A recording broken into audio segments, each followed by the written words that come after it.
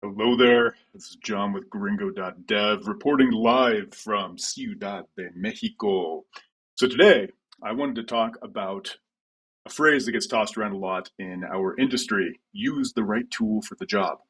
But I feel like people don't often talk about the circumstances, the criteria, how exactly you choose the right tool for the job. So today I wanted to do something a little bit different. We're going to flip over here, and I did something uncharacteristic, which is I actually prepared for a video. But I went ahead and I put together a diagram here of, let's call them archetypes, right? So I've gone through, I think it's five or six different types of apps that you might be building. And I'm going to talk through how I would personally approach the choice of choosing tech for all of this stuff. Now, a couple of things to keep in mind. What I'm going to go through is how I would start a business like this, not how I would necessarily finish it. Like, there are obviously going to be cases where as you scale, certain things are not going to scale the same way as other things. You have to extract them into services, stuff like that, right? But you don't need to optimize for that out of the gate. It's more about how can I choose a stack that allows me to learn, iterate, adapt, adjust in a very agile manner. Because the truth of the matter is, when you're starting out, you may think that you have a really good idea of what people need, but in reality, it changes and you discover things. And so, ideally, you don't want to be spending a lot of time stitching together different libraries, trying to reinvent the wheel, which I feel like is what happens in all of the node frameworks a lot. And instead, you want to focus on established tech and just focus yourself on learning the parts that differentiate your business as quickly and effectively as possible. So that's the overall frame for this diagram. I'm going to talk through how these different types of applications differ from each other and how you might want to consider technology in each of these cases. So let's start with what I'm calling the machine learning SaaS. And I started here because it's actually something I'm working on right at this moment. And, it's a little bit more complex than just a normal SaaS, which I think is what makes it interesting. And we're going to start here. So the first thing that we should unpack is, like, what do I mean by a SaaS? And like, SaaS is software as a service. They almost always have certain things in common, right? So of course you're going to have to do user authentication, but it's not just vanilla username and password usually. Of course, people are expecting to do social auth with Google or whatever, but usually you have to care about workplaces, especially if you're selling to businesses. So that's going to be Google Workspace and Okta primarily. For larger enterprises, especially, you may have to concern yourself with things like SAML and even some other like weird homegrown protocols, or like there's some really gnarly auth stuff out there when you get to like the very large enterprises. Because a lot of times they're most interested in taking whatever ontology they have internally and applying that to your app. And there are ways of doing that, protocols, but they're not always easy to set up. And that's the kind of thing you don't want to be rolling yourself, right? So the general idea here also is that this type of SaaS is usually not differentiated by the part that the client sees, whether it's a browser, device, whatever. It's usually differentiated by all the stuff that's going on behind the scenes, right? Your internal services or what have you. In the case of machine learning, that's going to be, your models and things like that that you want to expose to the world or sell to the world, right? And so you end up with kind of this dichotomy. You have the stuff that is actually differentiating your business, and then you have the stuff that you just have to have in place to have a business, right? And so that's going to be authentication, like I mentioned. That's going to be stuff like admin panel. That's going to be things like multi-tenancy, so having teams or organizations set up, and those have edge cases around invitations and making sure that those flows work, plugging that into your auth system, then doing, typically role-based access control, stuff like that. And so I think to the extent that you can lean on an existing mature framework that has already figured out all of those problems 10 years ago and just leverage it, that's great. And the beautiful thing about these frameworks today is that they're not just relegated to the back end. So in these sorts of situations where you're not talking about a highly interactive client, you just need to have what amounts to an externally facing admin panel for the people who are purchasing your services, to handle other stuff like billing flows and all of that too. You have some good options for just doing that lightweight interactivity that still leverages primarily traditional server-side rendering. And so I think the core of what you're going to want to do is probably one of the trifecta here. So Laravel, Rails, or Django, right? And like I said, they have all of that stuff out of box for the most part. Laravel in particular, I mean, you can just use a starter kit that they have called Jetstream, and with some CLI stuff, just a few commands, which I will probably do a video on at some point because I don't think it gets enough credit. I mean, you just have everything. So like user auth with all of those edge cases handled, you get team support out of box, you get profile management, you get two-factor auth, um, invitation flows for teammates, role-based access control.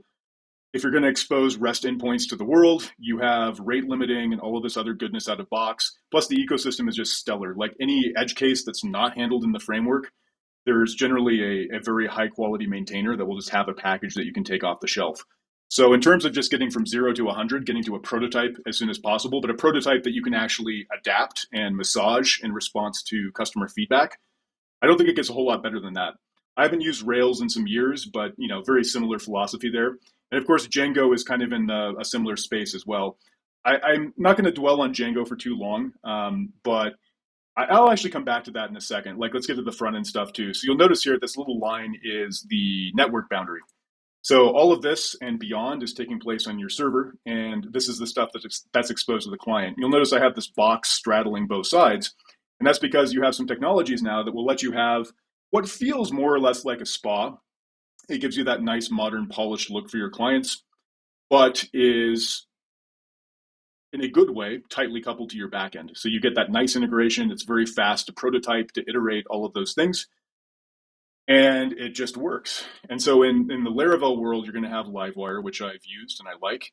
And it feels like you're writing backend code in your front end. And as long as you're careful about doing that in a good way, you can get something off the ground and working very, very quickly. And it's really quite nice. Hotwire, I believe, was directly inspired by Livewire, and that is in the Rails ecosystem. And then in any other case, I mean, there's the framework, backend framework agnostic option called HTMX. That's pretty popular in the Django community. And so that's in sort of the case where maybe, you didn't want to use one of these other ones. You're just dealing with HTML fragments that you pass over the wire to get sort of that spa feel without having to go all in on a spa. Right. So I think you can probably pick any one of these and, be in pretty good shape. But that's just for sort of like your business part of the business. Right. So if you're doing a machine learning startup, the value that you're adding, the thing that people are paying you for, is probably going to be out here. It's going to be in your machine learning endpoints. And so that's going to be in Python. I mean, just it is, right? It's where the tooling is really good and all of the ecosystem is really strong. And so you're going to end up probably spinning up some services, like a handful of endpoints or whatever, in Flask or Fast API. And so the way to decide between those is basically just, do I need asynchronous support or not? And that's kind of, you would make the same decision that you would with Node, if that's important, right? If your workload is very IO bound, like you're waiting on a lot of database calls or network calls for whatever reason, that can actually help your performance a lot, at the expense of making your code perhaps a little bit harder to reason about. So Flask, I mean, it can be async, but it's traditionally a synchronous framework. Fast API was designed to be async from the start. And so you can really, it's hard to go wrong with either one, especially since you're really talking about a handful of endpoints. Swapping out your REST interface or your request response interface on top of your endpoints, probably not going to be at the end of the world. Even if Fast API were to go unmaintained or something, you could always just drop down to raw Starlet or something, So that's how I would think about that. And then as far as your data store, I will just say for all of these, choose a relational database, please. Don't use Mongo, and definitely don't use Firebase, okay? In this particular case of the machine learning SaaS, I would suggest that you use Postgres. Why? Several reasons. The most important one is the vector support, and I realize that there are vector databases out there. So by the way, I have a video on how to choose between MySQL, SQLite, and Postgres. You can go watch that if you're curious for the reasoning on how to choose between those three. I also have a video comparing different vector database options, right? But the nice thing about Postgres is that it has support for something called PG Vector out of box. It may not be the fastest option on the market, but it has a lot of community buy-in. It's being iterated on rapidly, very well supported. And importantly, it's one less piece of infrastructure for you to manage, which is critical, actually, when you're trying to move quickly in a startup environment. And so if it ends up being too slow for whatever reason, which may not actually be a concern, at that point, you can investigate finding something faster. Like you could spin up Redis and do vector search out of Redis. You could try doing Pinecone, or like there's a bunch of other vendors, some of which are closed source, proprietary, whatever. I won't get into that. That's what the other video is for. But yeah, this sort of setup will get you pretty far. And it's hard to go wrong with any of the options over here. You're going to get a lot of stuff out of box and just not have to reinvent the wheel. You reach out to Python for the things that are like highly differentiated about what you're doing. Use Postgres to just leverage some of the things that Postgres can do until the day might or might not come that you want to extract that out for performance reasons, and you're basically good to go. So one question you might ask here is, look, if I'm going to have to do all of my ML stuff in Python anyway, why wouldn't I just do the whole stack in Django and just be done with it? And that's not a bad question. I have two thoughts on that. So the first one is, even in a world where you wanted to use Django, it might still be worth extracting out your machine learning endpoints into a separate service. And I say that just because it's likely to have just different characteristics across the board from the rest of your application. And so it might just make it easier.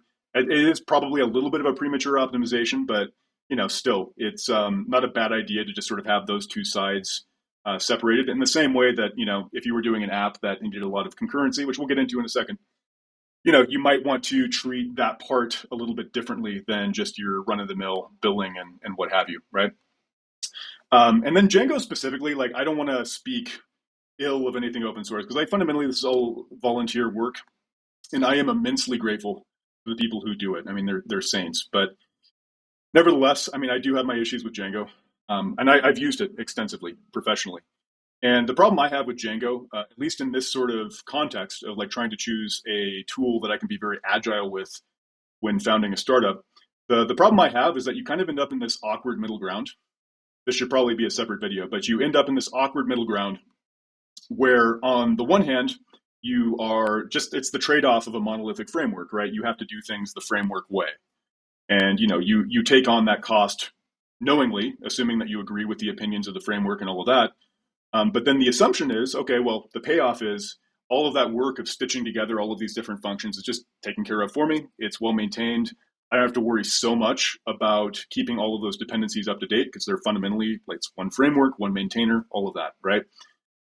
Django's kind of awkward in the sense that, once you try to do anything a little bit more sophisticated in this sort of SaaS world, you end up having to pull in a lot of packages. And so case in point, right? In this kind of setup here, I might want to have like a couple of REST endpoints that I expose to the world. Well, Django doesn't really support that out of the box. You're going to have to use Django REST framework probably to do that. And so that's just, it feels like another monolithic framework grafted on top of Django. And then you have to figure out how you're going to get the rest of your packages to work with that. And so if you wanted something like SAML support or Okta or something like that, you're going to pull in probably Django all off to do that. But then you have to figure out how to stitch that together with Django REST framework. And there are packages that attempt to do that have maybe like 90 stars on GitHub and are of questionable maintenance and all of this stuff. And like, it feels like you quickly go down this hole almost of like the Node.js world where you have to kind of eyeball all of these different packages and make a judgment call on how much you believe in the maintainer and all of this stuff. And it's like, if I'm going to have to do that anyway, like why, like just pick something that actually like everything I need is already there out of box, right? So anyway, I don't want to be overly negative because I think Django has done some phenomenal things and it's powered some amazing companies like Instagram. So anyway, if you're just wondering why I would still personally choose to have Laravel here for like all of my outward facing stuff and then still have a separate service for Python in this context, that's why. So that's the machine learning SaaS. Let's move on to the messaging app. So you can think of this as like a WhatsApp or something like that, right? And so I think the characteristics here are that it's going to be a mobile first or perhaps mobile only product. By that, I mean like an actual app that you install from an app store, typically, because messaging is primarily useful on the move. And you need some things like a lot of real-time support, concurrency, stuff like that, right? So those are the characteristics. So starting with the front-end layer, I think you have a choice between Expo, which is a very nice wrapper around React Native. I've used it pretty extensively and I'm a fan. Or you can just go full native, Swift and Kotlin for Android. So the decision there is, more, I think it's two things. If for some reason you're doing a lot of fancy stuff like animations and things like that on the client, maybe you'd want to go native just for like the closer to the metal experience. It'll feel a little bit smoother, stuff like that. If that's not so critical for whatever you're doing, Expo is probably going to be more than fine, right? And so, yeah, unless you had a good reason not to, I would go with Expo because you can write one code base and target two platforms with very minimal, special casing. It's going to save you a lot of time on the implementation. It'll be much easier to hire somebody who already is good at React and then bring them into being productive in Expo. It's not quite the same. Like the ecosystem is a bit different and some of the patterns are different too, but it's not a complete start from zero experience. Then shifting to the back end, again, so unlike the previous case where it's more like we just need some traditional CRUD stuff and like we want a nice wrapper around billing and things of that nature, here we're talking about um, massive concurrency potentially. And so it's worth noting actually that I believe WhatsApp is their backend is primarily written in Elixir. And so Elixir is a language that runs on the Erlang VM. And Erlang, if I'm not mistaken, came out of the telecom industry in the late 90s, I believe, something like that. And so, of course, telecom messaging is the core of what they do in some sense. And so this was a primary design consideration from day one in that ecosystem. So Elixir runs on the Erlang VM, much the same way something like Java or Kotlin runs on the JVM. And there's a framework called Phoenix that runs on top of it, which is supposed to be very nice. I haven't had a chance to play with it myself because I haven't had the need. I am curious. It's supposed to be Rails inspired, but have a lot of the nice inheritance from the Erlang VM ecosystem and all of that. So that could be an option there. I don't vouch for it personally because I haven't used it, but it could be compelling and a lot of people really love it. The other one, which is probably the direction I would lean, is Supabase.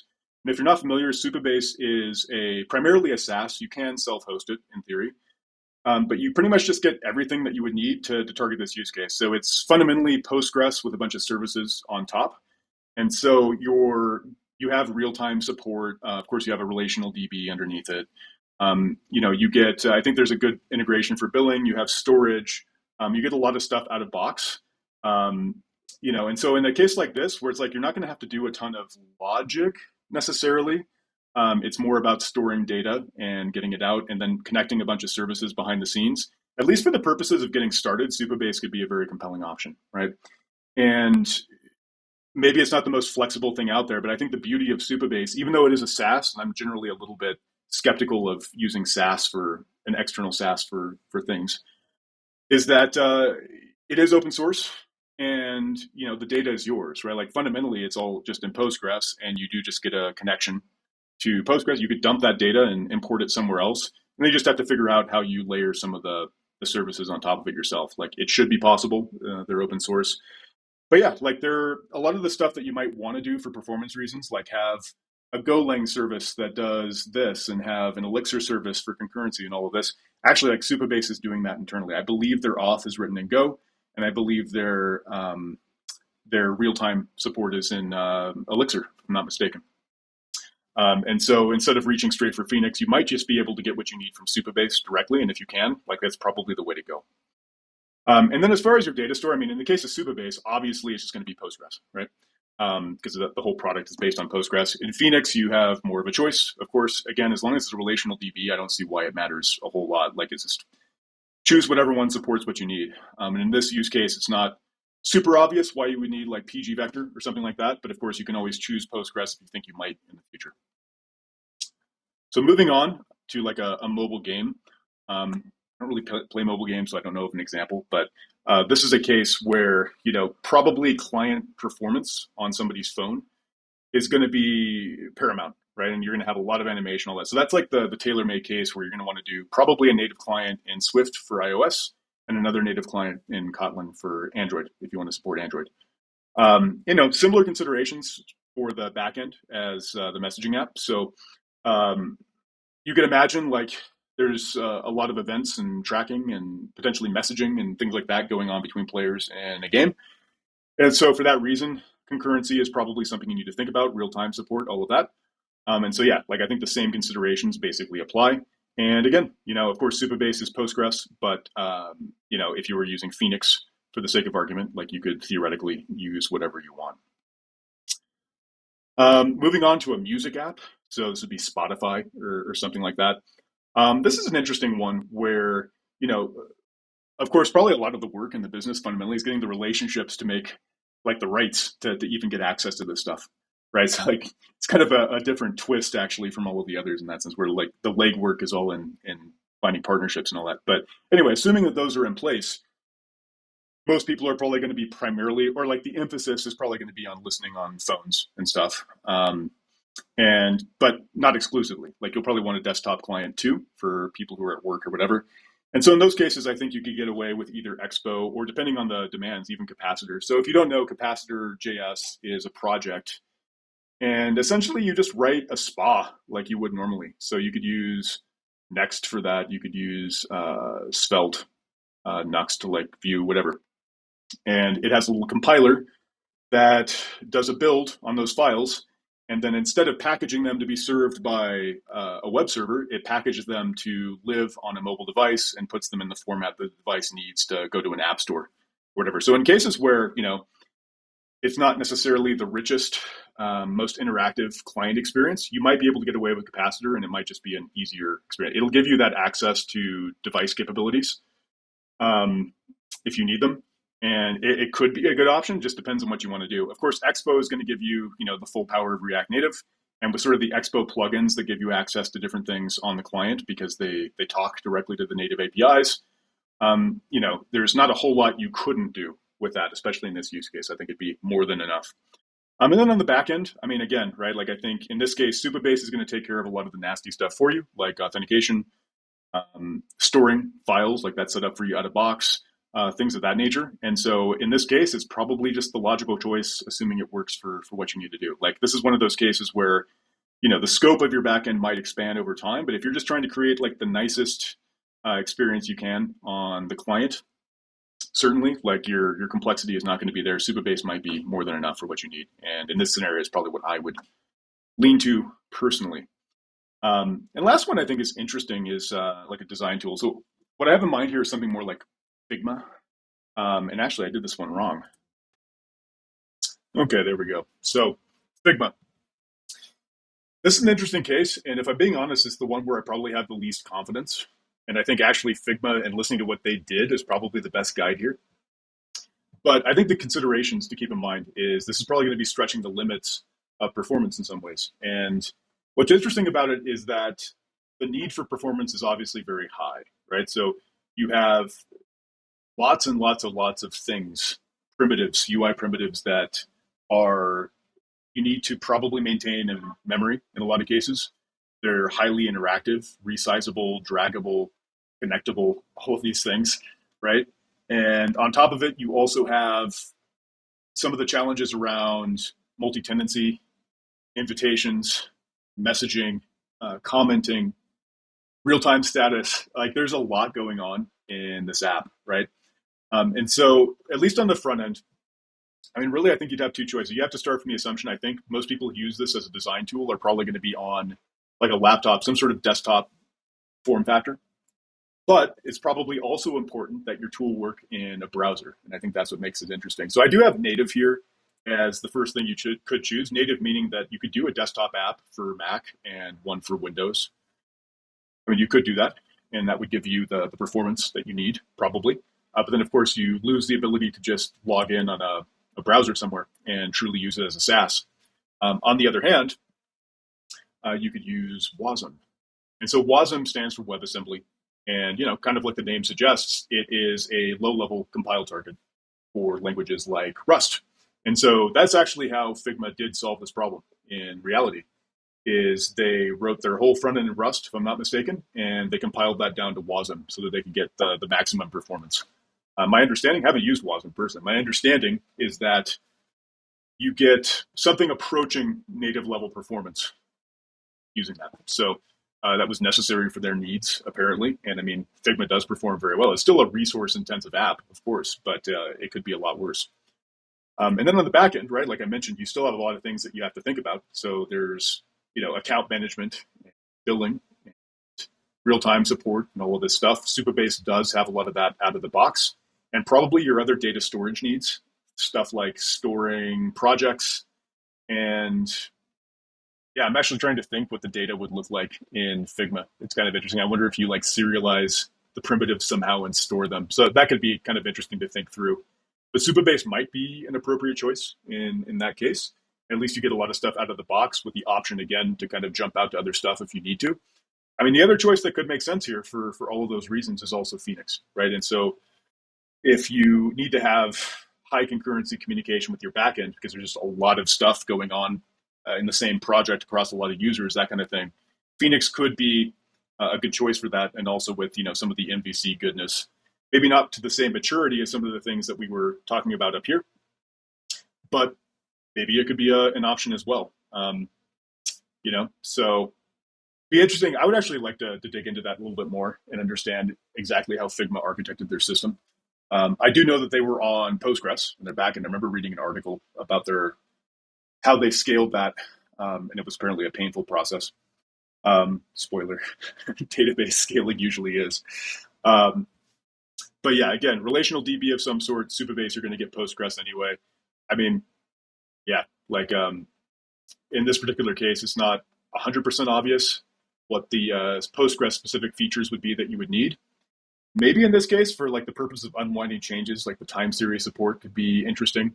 Although actually there, even I think that's mostly around analytics. So yeah, like I said, this is the one that I have the least confidence in, but that's part of why I put it in here and saved it for last was, I'm genuinely interested in still thinking about how you would go through something like this. But yeah, if you have thoughts, leave them in the comments below. I'd be curious to hear what people think. And I'll continue noodling on this one too. But anyway, I hope this was helpful for everybody. This is how I would approach these decisions. Again, speaking from the perspective of, a startup founder who needed to do all the things that I referenced in the beginning. So yeah, if you wouldn't mind, leave me a like, leave me a subscription, a comment, positive or negative. It's all good for the algorithm. And I will see you guys next time. Take care.